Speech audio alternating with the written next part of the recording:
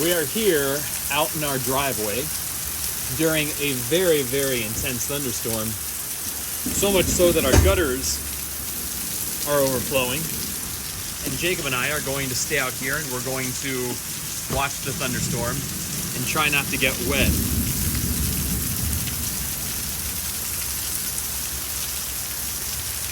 You have anything to say? Get in.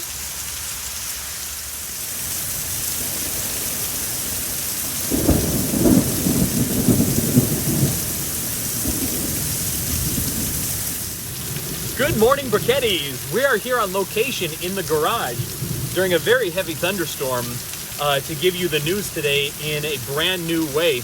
You'll have to forgive Mrs. Bear for not being here. She's a little scared of the thunder and lightning. Totally understandable.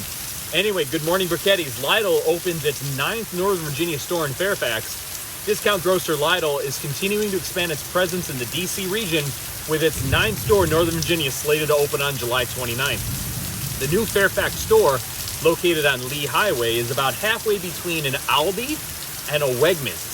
So I don't know, where are we going to decide to go? Lidl now has a total of 15 locations in the DC metro area and is still expanding. The grocery chain opened a store in Springfield, Virginia last February. Lidl is a German company whose North American regional headquarters is in Crystal City, which is where Julie used to live when she first moved here. And expects to have more than 100 stores across the Mid-Atlantic and East Coast by the end of the year. Listen to this. Yeah. All right, anyway, that's the end of that news. For Briquetti news, we don't have that much Briquetti news right now, except for the fact that Jacob put the script together in about 3 minutes so we could do it during the thunderstorm. And Julie came out and yelled at me and said, you better not be getting the car wet. Other than that, we don't have that much Briquetti news. Eric is doing his thing. And yeah, so this is the third day in a row we've gotten rain. After about a month of getting no rain, so I think it's going to do wonders for the grass. But this is a pretty good thunderstorm, so no reports of any lightning hitting any condominiums and catching them on fire, so that's good. And other than that, that's all we got for you today. So in the second segment, and I'm looking at Jacob, who's conducting the camera work right now, and I'm going to ask him, Jacob, are we doing the comet or are we doing something else today?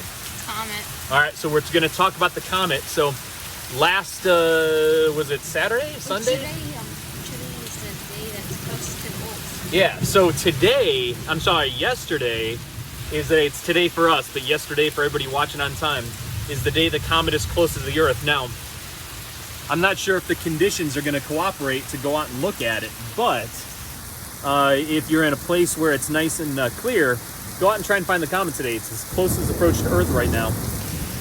But we're going to show you some pictures. Jacob and I are going to have a little back and forth discussion. Maybe we'll even do that in the car here. But we're going to talk a little bit about what it was like to view the comet, and then we'll share some pictures with you. All right, that's coming up next year on Good Morning Briquettis. All right, welcome back. Welcome Mac. What am I talking about? Welcome back to Good Morning Briquettis. We're here in the car during the thunderstorm again. It's lightened up a little bit. But we're going to talk to you a little bit about the comet and what we were able to see when we went out There's a big one coming. Took a look at it. Buddy? I don't think there is. I don't know. We're going to try and predict all the thunder that's going to come along with the lightning. We'll let you know if a good one's going to come. But anyway, so when was it that we went out? Was it Saturday? Was it It's not Monday. Saturday night? Yeah, I don't know. It was Saturday night, I think. We went out. And we went to the Manassas battlefield to try and see the comet. This might be a decent one coming up. But it ended up that the visitor center was closed and they had a gate there. So we went driving around, couldn't find a good place. We went back to the Manassas visitor center where there were a ton of people parked. We were like, oh, what's the big deal? No, we went to the community Yeah, we went to the community college first. That's true. We went to the community college first. That's the video that we're going to show you coming up. You guys cannot see me, but this is testfully of trying to look for the comet. And we are here at a community college with a bunch of bright lights. Not the best spot to find it. And we have the camera here, so if you know Jeff in any way, if he has his camera set up looking at the sky, that means that we found it. So we're gonna have pictures. So Yeah, we found the comet right now at precisely, what time is it? 9:50. 9:50. So about 9:47 we found the comet, and it's like a white kind of fuzzy dot with like a tail. Like if I'm gonna reverse the well, no, I can't reverse the camera.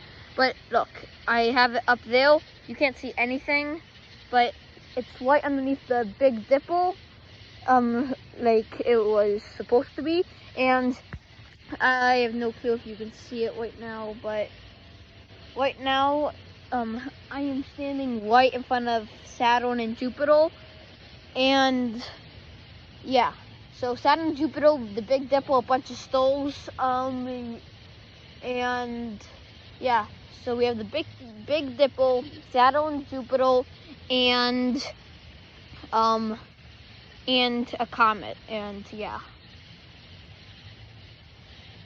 So yeah, that's all, and back to the news. If this is in the middle of the news. And then we did see the comet there, but then we decided afterwards, and I took a couple pictures, but then we decided afterwards, we're going to go and we're going to try the Manassas battlefield again. So when we drove by, there were some people parked outside the gate. So we're like, okay, that's not a big deal. Let's go park outside the gate.